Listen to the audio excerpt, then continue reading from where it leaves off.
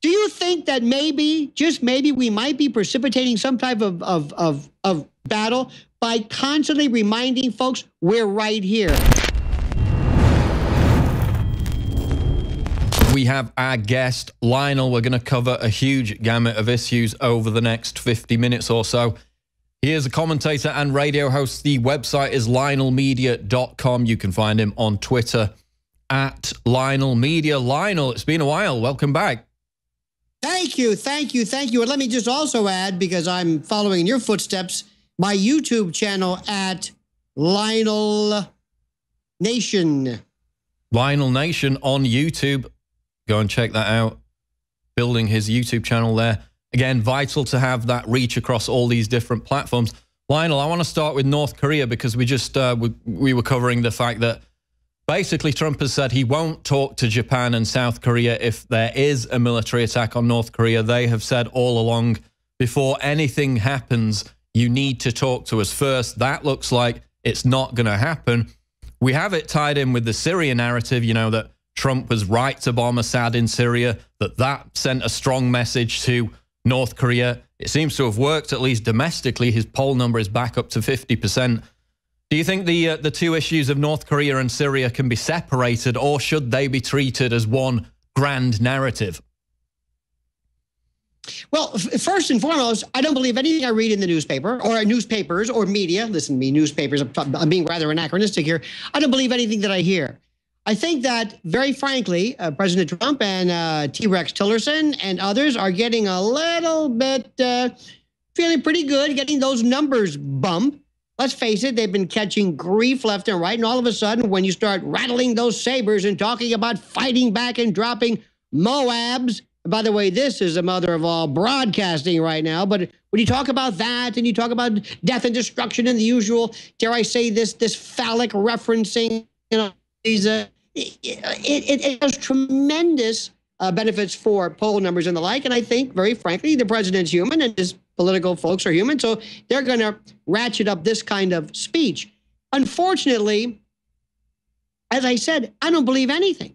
And what I don't also believe is that this country has never understood, and I can't believe I'm saying this, but nobody ever wants to think about North Korea's perspective. You know, there's a wonderful scholastic, an academic by the name of Bruce Cummings from the University of Chicago to explain this, C-U-M-1-M, Cummings, to explain the history and the background of North Korea. And I would venture to say, Paul, that most Americans have no idea. They're told that Kim Jong-un is an idiot, he's insane, he's syphilitic or crazy or whatever he's doing, he's a man-child, he's a lunatic, there's starvation, and they will believe this. So what I do hope, and I would be less than honest if I didn't say there isn't a part of me that says, you know, if we could somehow, perhaps by virtue of some kind of cyber shenanigans, disengage or denude someone, disengorge some of them of their ability to detonate a nuclear bomb, potentially, I'd be less than candid if I didn't say there's a part of me that thought that was a good idea. However, we're now doing cyber attacks. So how are we going to be talking to somebody else who dares to implement the same against us? Dare I say, dread Russia or whatever. So it's very, very complicated. I'm sure that we will work through this. But Paul, I don't believe anything I hear or read. No, it's also, you know, something that I've thought about many times is North Koreans, the people themselves, are kind of dehumanized. People don't realize that, you know, you're not just wiping out a horrible regime, which it is. You're wiping out millions of people who are brainwashed victims. In their heart of hearts, we know they don't support dear leader. We know that they're forced to do so. You have a network in North Korea of 200,000 people in concentration camps, basically thought criminals. These people have criticized the government, or somebody's reported them for not showing enough worship for dear leader. You know, you have horrible atrocities being committed in these camps. You know, these people are victims too. It's not as if they're right behind dear leader and that they're full in. They only support him outwardly, because if they didn't, they'd be thrown in a camp with all their entire family. So when people talk about bombing North Korea, it's very, you know, it's very flagrant, and it doesn't account for the fact that these are victims themselves, right? But also, yes, well, again, and I don't want to keep saying this, I believe this to be true. I mean, I have been so bamboozled. I have been so lied to. Weapons of mass destruction, you name it. So, okay, I'll give you that one. Let's look a little bit more. This is as others have said, North Korea is a garrisoned country. This is a country where virtually everybody is or has been in the military with an average of 10 years of experience. There is underground, since 1945, they have been building and preparing. They have been at war or the threat of war almost their entire existence. So we're talking caves. We're talking an ability to fight the likes of which we have not seen before. Understand who this army is. There's also this idea that South Korea is nirvana, Shangri-La. Not necessarily so. So what my concern is that when you have, Paul, nothing but exercises and war games and saber rattling in South Korea all the time. Let me ask you something, because you're a bright man, despite your jet lag and the fact that you haven't slept in 14 days. Do you think that maybe, just maybe, we might be precipitating some type of battle by constantly reminding folks we're right here? And in this era of nuclear bombs, do people think, like in the era of when you could smoke on an airplane, where people thought that the smoke would go up to aisle 16 or C and then stop?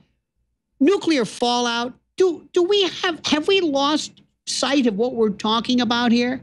So while this is terrific, and while everybody universally loathes, hates, derides, abhors this crazed, despotic ruler, the more everybody speaks in unison, I'm sorry if I didn't say this, the more suspect I am of the truth. Because you understand something, because John Pilger said, never believe anything unless it's officially denied. And I don't believe anything. I don't believe, and there's no pro-North Korea contingent, but I don't believe this. It's as though you want me to believe this. You want me to sign on to war with North Korea? And how exactly is that to take place? Is it limited? Have we thought about this? And Paul, when you have somebody by the name of Mad Dog Mattis as the architect of your defense policy, is there not a part of you that's just a tad bit concerned? I mean, it's incredible how lightly it's treated. Oh, it's just a nuclear war. It's just a regional nuclear war. How are people going to deal with that? You've got millennials on Twitter who have mental breakdowns if you tag them in a tweet. How are they going to deal with an actual nuclear war? Now, of course, it might not conflate with the US. They might not be under direct assault, under direct threat. But again, how are people actually going to cope with that, given they can't cope with mean tweets? May I say something for a minute? And I know this sounds very gratuitous, but being gratuitous doesn't mean it's not true. You have been dangerously, diabolically, evilly, if there is a brilliant in your YouTube disquisitions on snowflakes, SJWs, this spineless group of invertebrates, these little powder puffs who show, Paul, in my generation, when I was a kid, I remember kind of like the end of, I missed the Vietnam War by this much. The left was anti-war, tough. The left was dirty jokes, provocative stuff, underground, blue movie, listen to me. It was cutting edge. It was the right. It was the adults who said, stop saying that. Ooh, you're dirty. Ooh, you're hateful. Stop. The left was cutting edge, and it was music that talked about war, and we voted. And when we or they protested, you didn't scratch your head and said, this man, this woman is walking around with foam rubber, engorged genitalia, and pudenda. This woman's wearing a knit cap that apparently is some for... we were asking, what the hell are these people even... What are they marching for? And you have so perfectly targeted these imbecilic cretins, these Boeotians, who... Do they know anything? This weekend in New York, they were protesting not false flag attacks in Syria, not more war, not Trump going back on his word, as he said, not the MAGA, Make America Great. Oh, no, no, no. They weren't talking about that. No, no, they were protesting Trump's tax returns. What the hell are they talking about? Their tax returns? What do they, do they read anything? Is this, did they sign up for this like when you rent a hall for a wedding? I got the deposit down, might as well have the wedding. Did they arrange that day for protests and they can't go back on their word? I mean, who are these people? Do they know what's going on? And by the way, the staunch, if you want to call it the right, the mindless Trump acolyte, and there are some of those, have forgotten why they voted for him. So, my dear friend Paul, I think we are in the middle of what appears to be an insane asylum, from clowns to the left of me, jokers to the right. Here we are, stuck in the middle with you, to quote the great Jerry Rafferty. It's insane. Let's go to Debit in Florida. Debit in Florida, you're on the air. Great. Hey, thank you so much. Listen, I have bought your product, and I gotta say they're amazing. Anyone who's on the fence, buy it, because I've got Caveman, Superman Vitality, Secret 12, Vitamin Mineral Fusion.